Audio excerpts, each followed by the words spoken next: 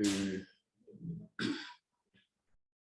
Bonsoir à tous, bonjour. Dépendamment de l'heure,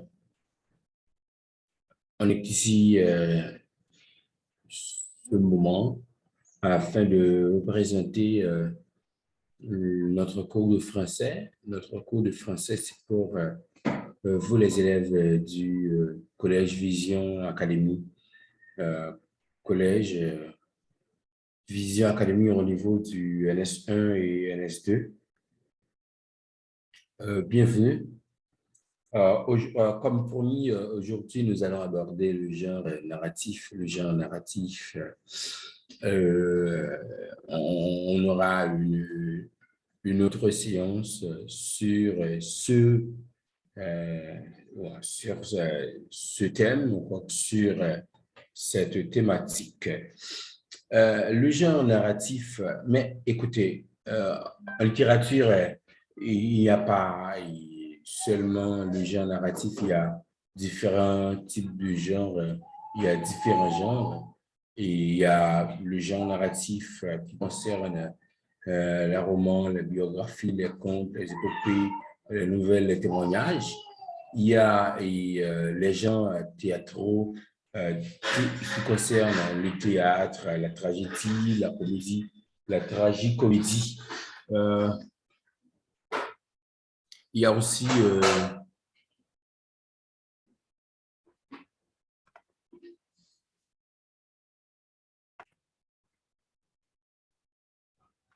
bien, il y a le genre narratif qui concerne les romans, les biographies, contes, épopées, nouvelles, témoignages. Il y a les genres théâtraux qui concernent le théâtre, la tragédie, la comédie, tragicomédie, farce, drame, etc.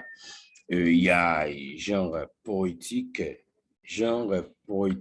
qui concerne fables, odes, poésie, poèmes, sonnets, calligrammes, etc. Il y a l'épistolaire. L'épistolaire, c'est un genre mais, qui concerne la lettre et ses textes sous forme de lettres. Il y a les récits argumentatifs qui concernent l'essai, contes philosophiques, fables, parodies, pensées, etc. Mais ce qui nous intéresse aujourd'hui, c'est le genre narratif. Ce qui nous intéresse, c'est le genre narratif. Voyons ce qu'est le genre narratif. Le genre narratif, c'est un genre qui englobe des textes littéraires, mais comme les contes, les romans, mais aussi des textes extra-littéraires. Le genre narratif englobe les textes littéraires et aussi des textes extra-littéraires, c'est-à-dire des textes qui ne respectent pas véritablement le genre littéraire et la structure littéraire. OK, il y a des faits divers, il y a les chroniques, ce sont tous des textes du genre littéraire et narratif, ou encore des textes narratifs. OK. Et à travers les textes narratifs, d'ailleurs, un narratif, et lorsqu'on parle de narratif, il y a histoire racontée, il y a une histoire racontée, c'est-à-dire c'est le fait de raconter une histoire, le fait de rapporter une histoire. Et à partir de là, il y a de toute façon, celui qui a écrit l'histoire, celui qui imagine l'histoire, c'est l'auteur, et celui qui présente l'histoire, c'est-à-dire raconte l'histoire, c'est pas forcément l'auteur, mais c'est le narrateur. C'est le narrateur, et celui qui l'auteur, c'est celui qui écrit l'histoire, c'est celui de qui l'histoire est venue. Et c'est celui qui a l'idée du texte. Il y a, à part de l'auteur, à part du narrateur, qui est celui qui décrit l'histoire, qui présente l'histoire, et c'est celui celui qu'on utilise afin de présenter l'histoire, de raconter l'histoire. Et on verra la différence entre, et on verra certains cas où l'auteur peut être le narrateur, on verra ça beaucoup plus après, on verra ça après. Et il y a différents types de personnages. Les personnages, c'est quelqu'un mis en scène par le narrateur. C'est quelqu'un qui agit dans la scène. Eh bien, ça peut, un texte, un récit narratif peut avoir plusieurs personnages. OK. Et le personnage principal, on l'appelle souvent acteur, mais c'est pas seulement le personnage principal qui est l'acteur. Et tous les personnages, ce sont des acteurs. Ce sont des acteurs. Et bon, il y a certains cas dans les dialogues, les personnages peuvent devenir locuteurs, peuvent prendre la place du narrateur. C'est pas vraiment la place du narrateur et que le personnage va prendre, mais c'est surtout parce que c'est pas, il ne va pas raconter l'histoire, mais il va réagir dans l'histoire. Et dans sa réaction, il devient locuteur, il devient émetteur. OK, écoutez. Et voyons ce qui concerne l'identité du narrateur et l'identité du personnage.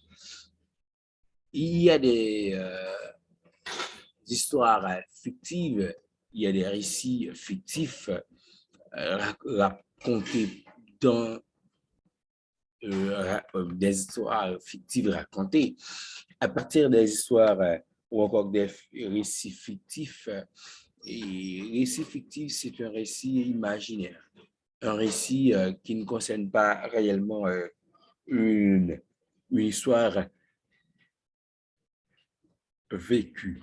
Alors, dans les récits fictifs, lorsque les récits fictifs sont reportés à la première personne, lorsque le récit est rapporté à la première personne, on dit alors le narrateur devient l'un des personnages.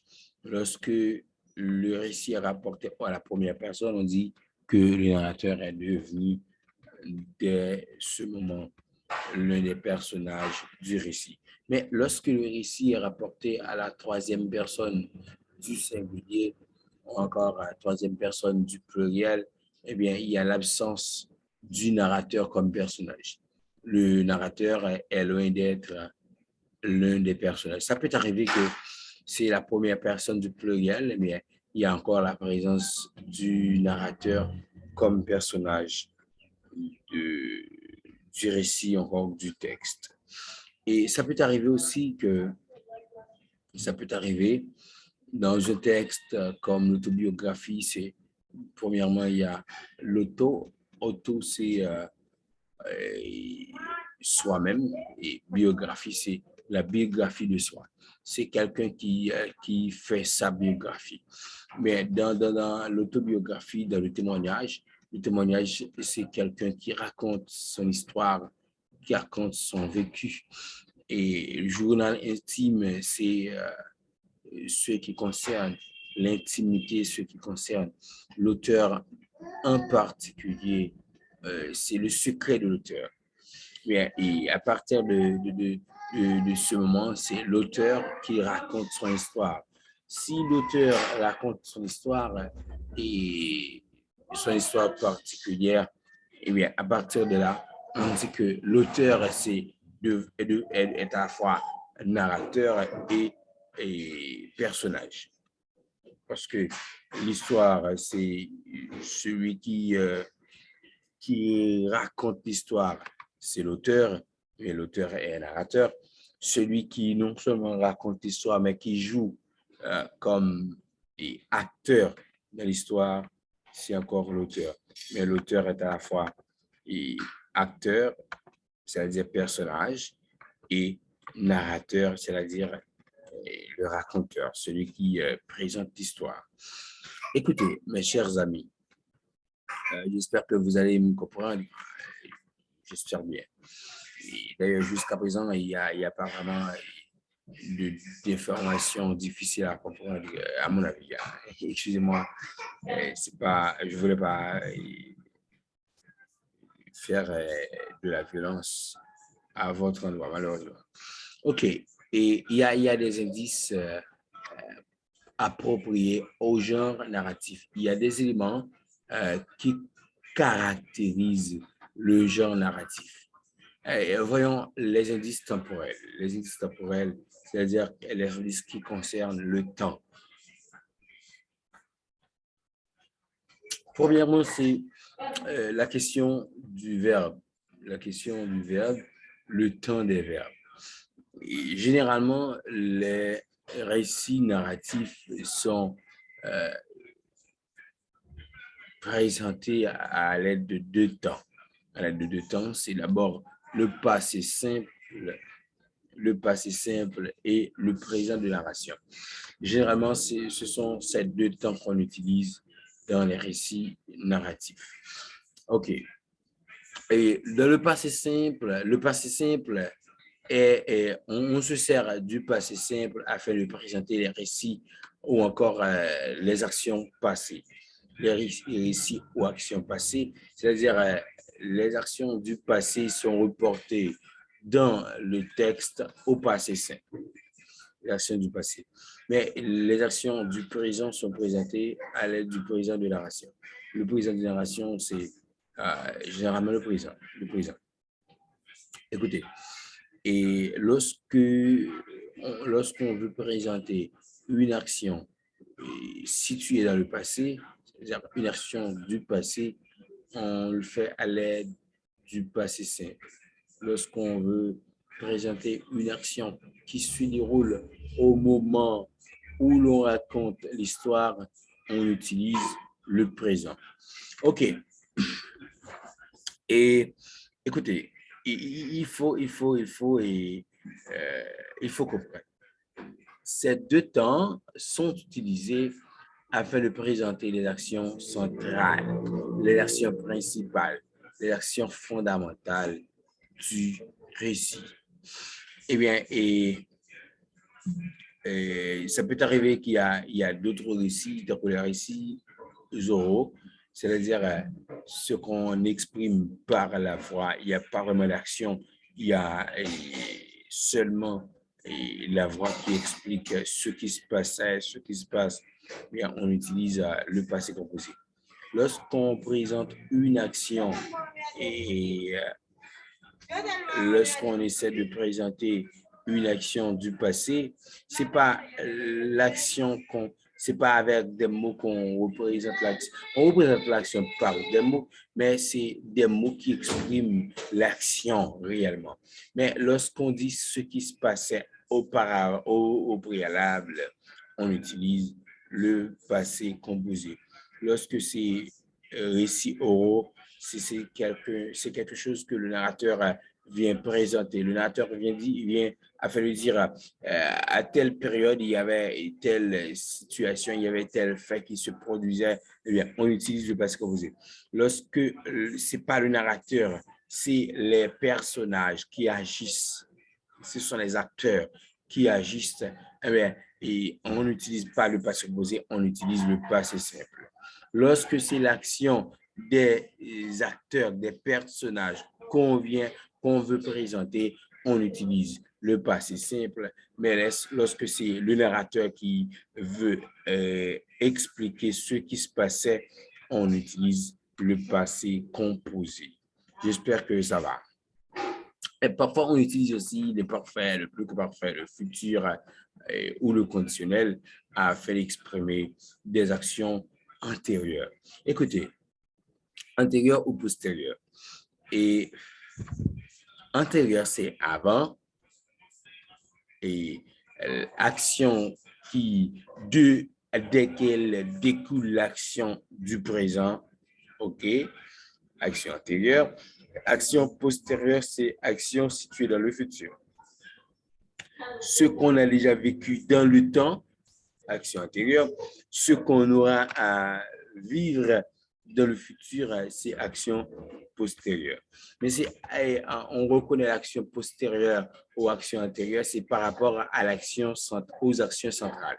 C'est l'ensemble des actions centrales qui va nous dire est-ce que cette action, c'est une action antérieure ou une action postérieure. OK. Il y a aussi les compléments circonstanciels de temps. On utilise dans les récits les compléments circonstanciels de temps, comme hier, le lendemain, quelques temps après, etc. C'est l'ensemble des mots, des locutions qu'on utilise afin d'exprimer le temps. Et il y a aussi les dates. Les dates, c'est indice temporel, mais qui exprime une certaine certitude, ou précision dans le temps. Précision dans le temps. Lorsqu'on veut avoir une certaine précision dans le temps, on utilise pas seulement les compléments circonstanciels, mais on utilise aussi des dates. Et mes chers amis, les rythmes, c'est la vitesse dans laquelle l'histoire est racontée, la vitesse du récit. Il y a plusieurs outils que l'auteur peut utiliser afin d'exprimer de présenter le récit. Il y a plusieurs outils. Il y a premièrement l'ellipse. Ellipse, c'est lorsque l'auteur choisit de ne pas raconter une action de l'histoire. Écoutez, il y a une action, l'auteur ne raconte pas cette action, mais on va comprendre cette action à partir des actions qui suivent, des actions qui arrivent après. Écoutez, imaginez que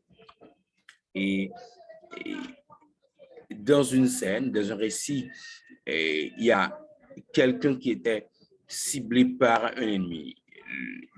Voilà, le cible était abattu, mais on a, premièrement, le moment où le cible est abattu, ça ne constitue pas une action de la scène, du récit, mais non plus le narrateur ne fait pas mention de la mort du cible, de la mort de celui qui était ciblé. Alors, et voilà. Et la mort du cible n'est pas racontée, n'est pas reportée, hein, n'est pas constatée par le lecteur, par le spectateur, dépendamment de la situation. Mais écoutez, de toute façon, on va voir que ce cible était mort parce qu'il y a d'autres actions qui vont expliquer cette action. C'est-à-dire, lorsqu'on essaie d'ignorer une action, lorsqu'on essaie d'ignorer une action réalisée, ça permet au narrateur d'aller beaucoup plus vite. Alors, on appelle cet outil, ce moyen, on l'appelle ellipse. Ellipse, c'est le fait que le narrateur ne présente pas un fait, une action, mais c'est une action réalisée. Une action réalisée qui est importante, mais qui n'est pas racontée. Mais de toute façon, à rappeler qu'on va découvrir de toutes les manières que l'action était réalisée. Deuxièmement, c'est le sommaire.